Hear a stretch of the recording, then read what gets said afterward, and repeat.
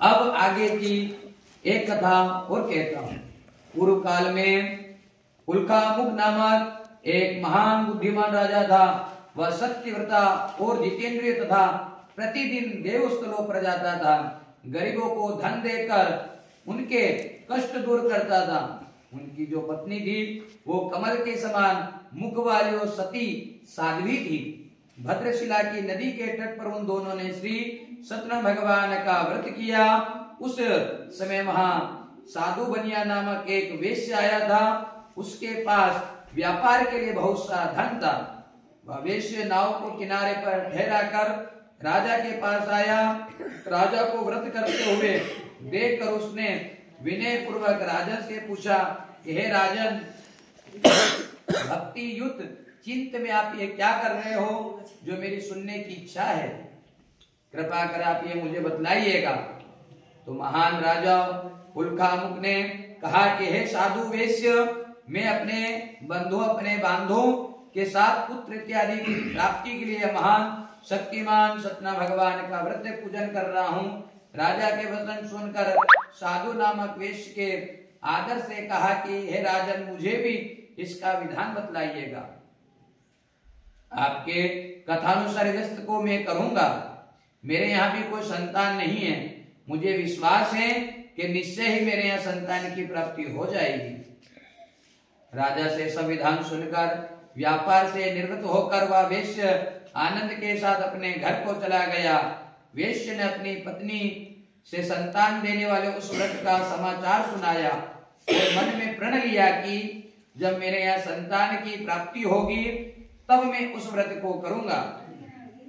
साधु ने यह वचन अपनी पत्नी लीलावती से कहा।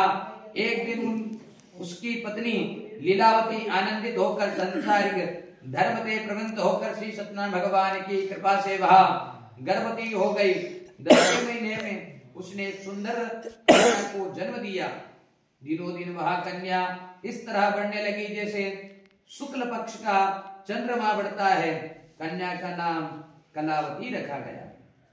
तब लीलावती ने मीठे शब्दों से अपने पति को याद दिलाया कि आपने जो भगवान का व्रत करने का जो मन में संकल्प किया था, कृपा कर वह पूरा करिएगा। साधु वेश्य ने कहा कि हे प्रिय, मैं कन्या के विवाह के समय उस व्रत को जरूर करूंगा। इस प्रकार अपनी पत्नी को आश्वासन देकर वो व्यापार के लिए चला गया। कलावती पितृगृह की वृद्धि को प्राप्त होती गई। लौटने से पश्चात साधु जब नगर को सखियों के साथ अपनी पुत्री को देखा तो अपनी पुत्री को खेलते देखकर वो दूत को तुरंत बुलाया और कहा कि उसकी पुत्री के लिए कोई अच्छा सा बढ़िया सा वर देख कर आओ। साधु नामक वेश्य ने आज्ञा पाकर दूत कंचन नगर पहुंच गया और वहां खोज कर और देखभाल कर वेश्य की लड़की के लिए एक बढ़िया सा वर लेकर आया।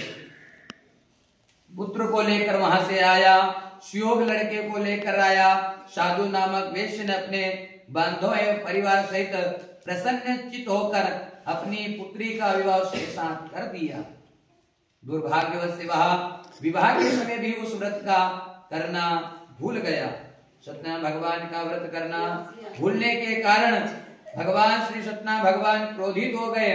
उन्होंने वेश्य को श्राप दे दिया कि तुम्हें दारुण दुख की प्राप्ति होती रहेगी। अपने कार्य में कुशल साधु नामक वेश्य ने अपने जमाए सहित नाव को लेकर व्यापार के लिए वह समुद्र के स्थित रत्न सारंगपुर नामक एक गांव था जो शहर वह धनवान लोगों का था। दोनों ससुर जमाए चंद्रकेतु की राजा में उस नगर में व्यापार करने लगे। एक दिन सत्यनारायण भगवान की माया से प्रेरित एक चोर राजा का धन चुराकर भागा जा रहा था। राजा के दूत अपने पीछे वेग से आते देखकर चोर वहां से घबराकर राजा का धन जो उनके हाथ में था वह वहीं उस जमाए जो ठहरे हुए थे नाव में चुपचाप रख दिया जहां से वो ससुर जमाए ठहरे हुए थे और चोर वहां से भाग गए। जब दूतों ने उन साधु वेश्य को पास जाकर देखा तो राजा का धन वहां उनको रखा दिखा। ससुर जमाई दोनों को बंधक बनाकर राजा के समीप ले गए और बोले, हम ये 2 चोर पकड़ कर लाए हैं, आप देख कर आज्ञा दीजिए। तब राजा ने बिना उनकी बात सुने ही उन्हें कारागार में डाल दिया। आज्ञा दे दी कि इनके प्रकार राजा की आज्ञा सुन को कठिन कारावास में डाल दिया जाए तथा उनका जितना भी जो धन है वह सब छीन लिया जाए। सत्यनारायण भगवान की कारण श्राप के कारण साधु वेश्य की पत्नी लीलावती एवं पुत्री कलावती भी अपने घर पर बहुत दुखी हुई। उनके घर में रखा हुआ धन चोर चुरा कर ले गए। शारीरिक एवं मानसिक पीड़ा से तथा भूख प्यास से अति दुखित हो गए। भोजन की चिंता में वह कलावती कन्या एक ब्राह्मण के घर पहुंच गई।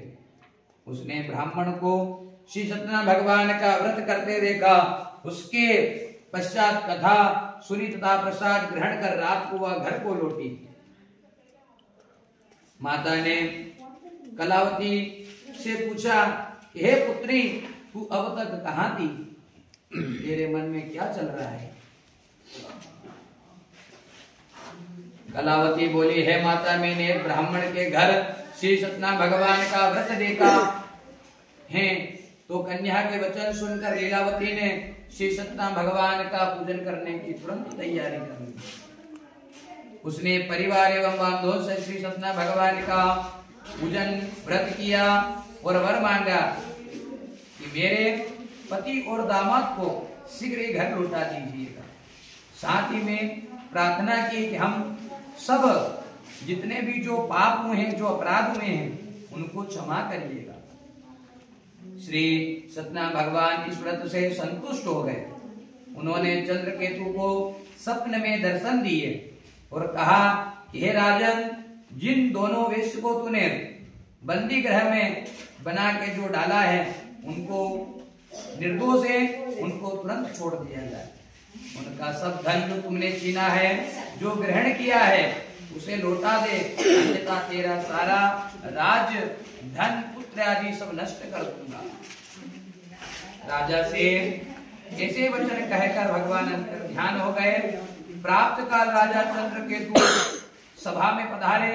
उन्होंने सभा में सबको अपना स्वप्न सुनाया और सैनिकों को आज्ञा दी कि उन दोनों मणिपुत्रों को कैद से मुक्त किया जाए तथा सभा में लाया जाए।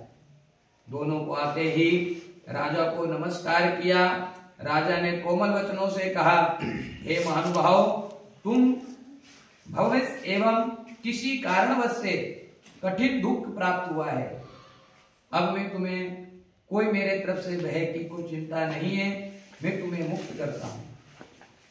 इसके बाद राजा ने उनको नए नए वस्त्र एवं पहनाए तथा उनका जितना भी धन लिया था उससे 4 गुना धन उनको आदर पूर्वक दे दिया और विदा किया। दोनों वेश्य अपने अपने घर को चल गए। इति देवा श्री प्राणी भगवान सत्यनारायण भगवान 3य अध्याय संपूर्ण।